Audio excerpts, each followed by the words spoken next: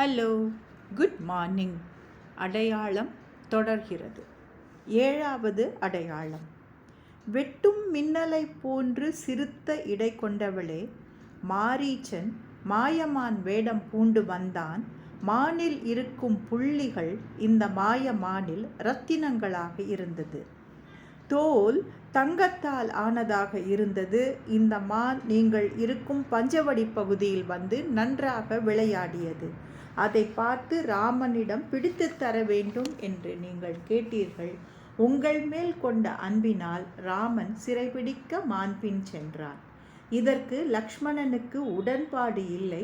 இது ஏதோ அரக்கர்களின் சூழ்ச்சி என்றான். தான் சென்று பிடித்து வருவதாக சொன்னான். ஆனால் ராமன் உங்கள் மீது கொண்ட அன்பினால் தானே சென்றான். போன ராமனுக்கு மாயமான் ஓர் அரக்கன் என்றறிந்து பானம் போட அந்த மாரீச்சன் இறக்கும் பொழுது, ஹே சீதா, ஹே லக்ஷ்மணா என்று ராமன் குரலில் கத்தி உயிரை விட்டான்.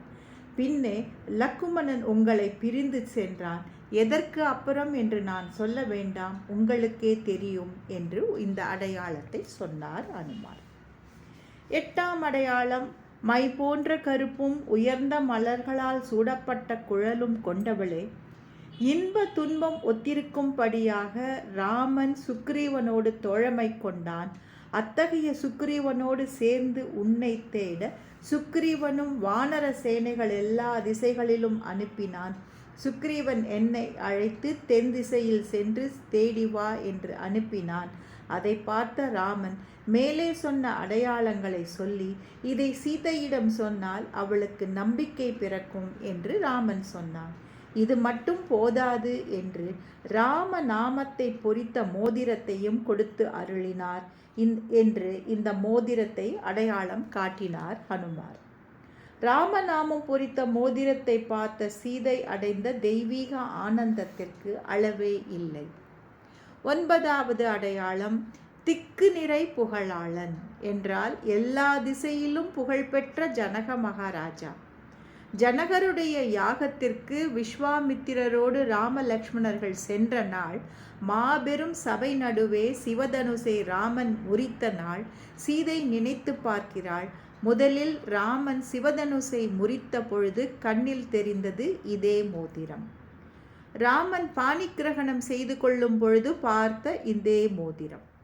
அயோத்தியில் ராமசீதைக்கு ஏற்பட்ட ஒரு சிறிய ஊடலில் சேர்த்து வைத்த மோதிரம். உண்மையாகவே நாங்கள் இப்பொழுது பிரிந்திருக்கும் பொழுது எங்களை சேர்த்து வைக்க வந்திருக்கும் அதே மோதிரம் கண்டு சீதை சொல்லுகிறாள், அனுமான், ஒத்துக்கொள்கிறேன், நீ ராமதூதன் என்று கூறி ஆசீர்வதித்தாள்.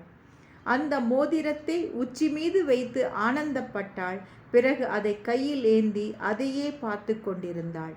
அப்பொழுது ராமனின் விரலோடு சேர்ந்து திருக்கை, திருத்தோள், பிறகு ராமனின் உருவம் என்று அவள் கண்முன்னே தெரிகிறது. அப்படியே மோதிரத்தை நெஞ்சோடு அணைத்து கொண்டாள்.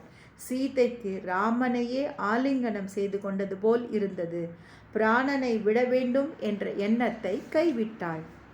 ராமனுக்கு ஏற்ற சீதாதேவியை சேவித்து ராமனுடைய அங்கீகாரம், அனுகிரகம் என்னும் சீர்மை பெற்ற, எடுத்த காரியத்தை முடிக்கக்கூடிய திறன் பெற்ற ஹனுமன் ராமனிடமிருந்து தெரிந்த சீதையிடம் உரைத்த அடையாளங்களினால் சீதை ஹனுமானை ராமதூதன் என்று நம்பினாள்.